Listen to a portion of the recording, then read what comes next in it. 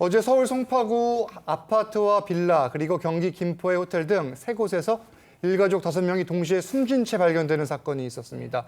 현재까지 밝혀진 내용들부터 정리를 해볼게요. 직전에 들어온 속보에 따르면 예. 일가족 중에 이 송파구 아파트에서 추락사한 채로 발견된 이 40대 여성, 이분이 지난 6월에 2억 7천여만 원 상당의 이 금전 채무 관계로 이 3명에게 사기로 피소가 됐다는 그런 사실이 지금 전해졌거든요.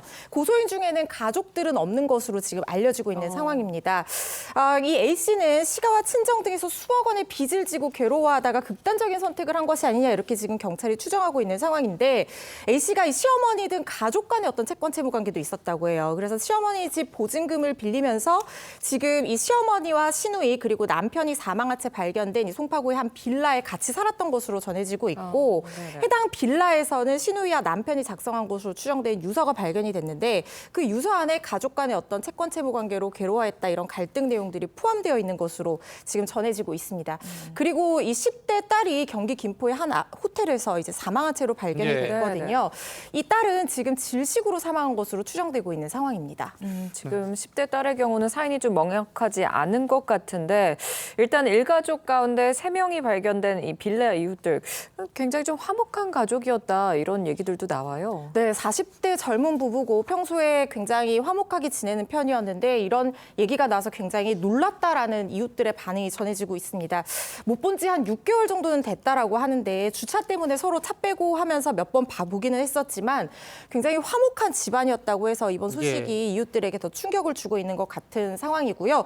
20일 전쯤부터 이 3명이 안 보였고 열흘 전쯤에는 문 앞에 가구를 내놓은 상태였다고 해요. 그래서 집에 왔구나 싶었는데 이런 상황이 벌어져서 굉장히 놀랍다라는 반응이 이어지고 있습니다. 그러면 앞으로 수사는 어떻게 진행을 하게 됩니까? 일단 사망 경위와 관련해서 사망 동기를 밝히는 데 집중할 것으로 보입니다. 왜냐하면 일단 지금 극단적 선택이 지금 의심되는 상황인데 가족들이 다 다른 곳에서 발견됐어요. 맞습니다. 보통 이런 일가족 극단적 선택 같은 경우에는 한 곳에서 발견되는 경우들이 많은데 지금 다른 호텔에서 발견이 되고 이 사망한 어머니는 아파트, 친정이 있는 아파트에서 발견이 되고 뭐 이렇게 각자 다른 곳에서 사망한 상태거든요. 그렇다고 하면 극단적 선택은 누가 했는지 아니면은 살해를 한 사람이 또 다른 있는 것은 아닌지 가족 중에 누군가가 가족을 살해한 것인지 이런 것들 같이 분석을 해야 될 것으로 보이고요. 채권 채무 관계가 복잡한 상황이었기 때문에 혹시 부당한 변제 압박이 있었던 것은 아닌지도 좀 수사가 필요해 보이는 부분입니다. 앞으로 수사 상황도 좀 지켜봐야겠습니다.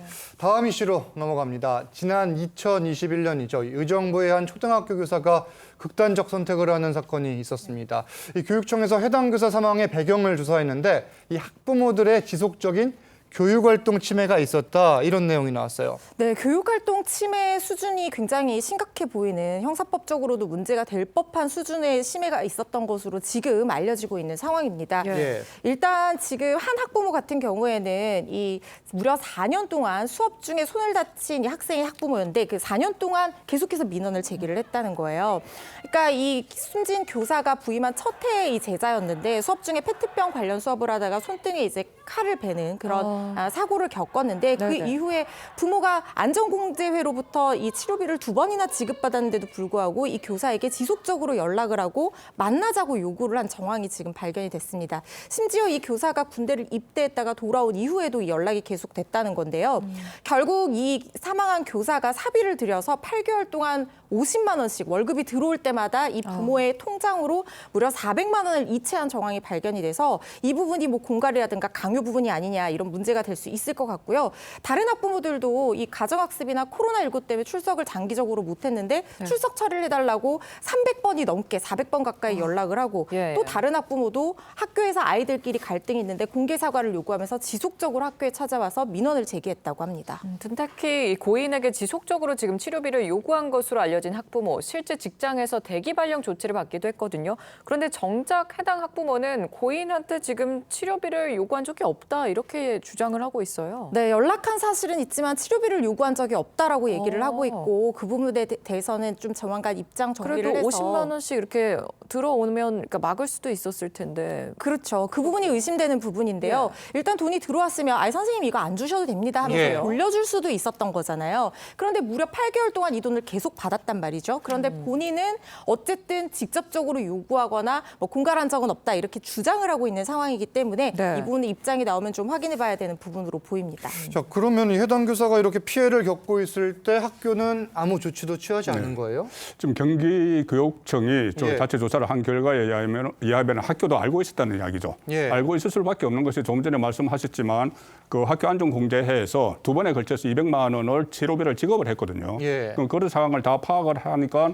학교도 알고 있었고 특히 이 교사가 이번 이 건 외에 또 다른 2건으로 학부모들과 또 갈등을 겪고 있었고 그런 사안을 또 호소를 했다고 해요, 주변에. 예. 그러면 학교에서 충분히 알고 있었을 텐데 아무 조치를 취하지 않았기 때문에 지금 경기교육청에서는 당시 교장 그리고 교감, 학교 관계자들에 대해서 징계를 논의하겠다 그런 입장이죠. 알겠습니다. 패널 두 분 말씀은 여기까지 듣겠습니다. 네. 감사합니다. 감사합니다. 감사합니다.